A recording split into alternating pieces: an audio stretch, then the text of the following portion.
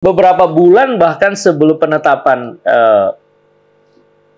Pak Paslon ya 02 waktu itu, Babe pernah mengeluarkan sebuah pandangan bahwa ya Pak Prabowo ini sangat tulus ya, dan seterusnya. Tapi ditekankan bahwa ya beliau bahkan pernah menggadaikan tanahnya. Ini menarik nih untuk mendukung Anies yang menjadi kompetitornya gitu ya.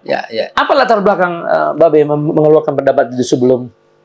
Gini ya, Pak Prabowo itu orang yang sering tidak mau diekspos terlalu besar. Beliau itu orang yang sangat tulus, sangat ikhlas, dan kebaikannya itu teman-teman di kru coba deh iseng-iseng main di Hambalang. Tanyakan anak-anak SD, SMP, SMA di sana. Beasiswanya dari mana? Makannya bagaimana? Antar jemputnya siapa? Tanyakan. Jadi ketulusan itu jarang diekspos. Iya. Pak Anies pada waktu itu sangat dibantu oleh beliau dengan cash money, dengan fasilitas, dengan segala, sangat dibantu. Dan orang tuh nggak ada yang tahu. Dan Pak Prabowo itu nggak suka ekspos begitu. Nah, dari mana Babe tahu? Kan saya suka hadir. Karena suka hadir. Ya, hubungannya yang dekat sekali lah. Gitu. Iya. Jadi saya tuh merasa gimana ya? Gimana menyampaikan masyarakat dengan cara elegan? Iya. Maka satu ketika di mobil, ketika Pak Anies jadi gubernur, saya ucapkan begini. Terima kasih Pak Prabowo yang turut berjasa menjadikan Pak Anies sebagai gubernur. Salah satunya adalah menggadaikan dan sebagainya gitu. Itu hanya sebagai satu clue aja. Kalau dicari lain yang banyak. Justru viralnya sekarang. Iya, seakan-akan ada yang memviralkan karena dilihat ada konteksnya lah pada waktu itu ya. Ini cerita lama. Iya. Tiba-tiba viral. Tahun berapa itu kira-kira? Ya waktu Pak Anies jadi gubernur. Pantes dong saya ucapkan terima kasih dong. Iya dong. Itu sudah 7 tahun yang lalu ya harusnya ya. Pantes kita mengucapkan terima kasih gitu kepada tokoh besar bernama Pak Prabowo Subianto. Sekaligus dalam satu kesempatan saya juga datang ke tempat Pak Anies dulu ya, ketika Pak Prabowo mau menawarkan Pak Anies sebagai wakil presiden. Serius? Pernah ditawarkan? Iya. Dan saya datang ngomong ke Pak Anies langsung di waktu subuh. Nggak mau Pak Anies. Mau jadi presiden. Waduh. Ditawarkan ya sama luar biasa. I guarantee you. Sosial media akan rame, silahkan dikonfirmasi. Saya datang. Itu kira-kira kalau boleh sedikit dilihat tahun 2023 itu pasti kan? Ya, tapi yang jelas kira-kira sebelum Nasdem. Jelas dong. Tapi iya dong. Nasdem kan beberapa bulan sebelum Oktober itu. Sebelum Nasdem. Ya, berarti Junian lah ya. Tahun-tahun lalu ya, 2023. Karena lalu intensitas subuh datang ke tempat Pak Prabowo itu kan sering. Memberi masukan, ngobrol. Pak Prabowo tuh terbuka. Jadi kalau dia ada ide apa diundang, kita ngobrol gitu. Salah satu misalnya ya, makan siang gratis ya, sedikit kita pindah ke situ. Itu udah lama beliau sebenarnya. Tahun 2006, 2007, 2008 beliau udah bicara itu. Waktu itu saya ceramah di depan beliau yang mungkin menjadi inspirasi. Saya bilang gini, Ibnu Arabi itu konsep negarawan yang hebat. 2 kata dia, buat negara hebat itu yang bagus. 1, jangan sampai ada rakyat yang lapar. 2, jangan sampai ada rakyat yang takut. Dalam Islam disebut at'amahum min ju' wa amanahum min khauf. Itu dia sampai berdiri, standing applause, merangkul saya dan memeluk saya. Belum pernah saya dengar konsep negara yang kayak gini, kata dia. Keren banget ini, Kal. Makasih Pak Naslim. Ayo diskusi. Nah, dalam salah satu diskusi 2023 itu bilang begitu. Siapa ya wakil? Ketika beliau ditetapkan oleh Gerindra sebagai capres. Salah satu dalam list itu Anies. Dan beliau minta saya. Kamu dekat sama Anies? Dekat Pak. Coba tanyain dia, mau nggak jadi wakil saya? Ini nggak ada yang tahu ini. Luar biasa ya. Saya datang subuh-subuh, saya telepon malam itu. Pak Gub, izin menghadap nih Pak Gub. Walaupun dekat saya tetap manggil menghormatinya.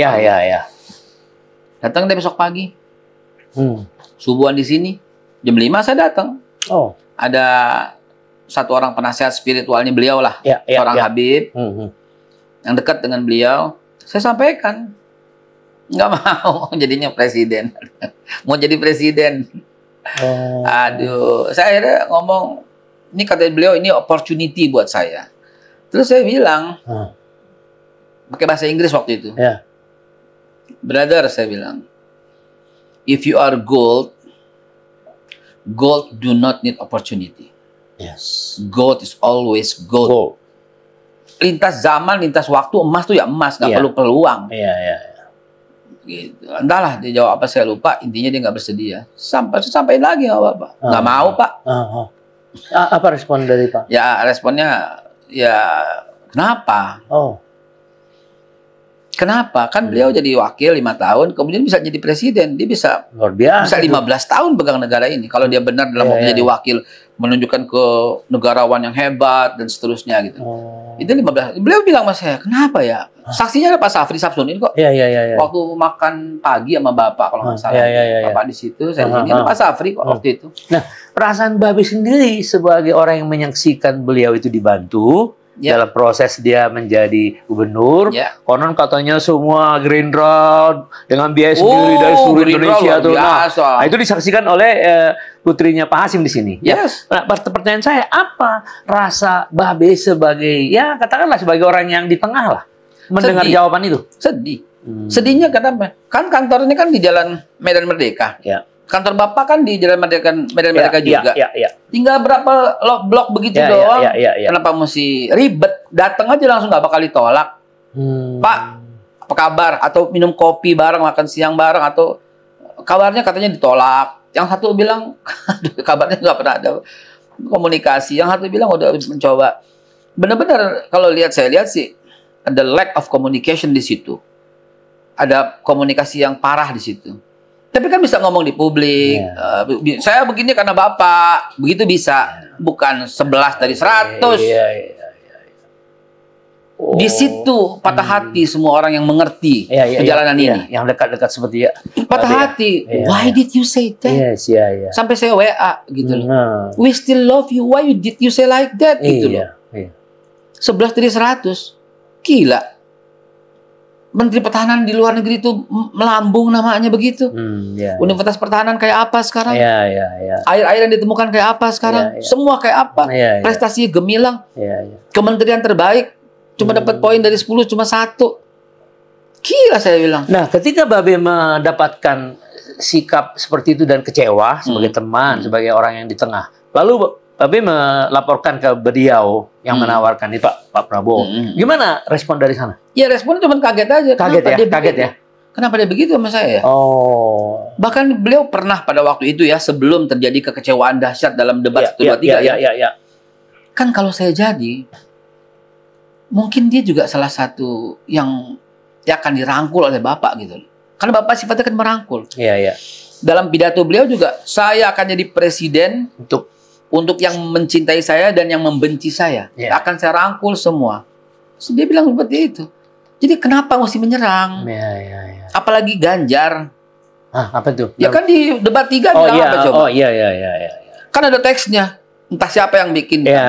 Soal diktator apa segala macam ya. Ya kan kalau lu punya visioner yang baik, jangan baca itu. Barack Obama dalam debat terakhir ada teksnya.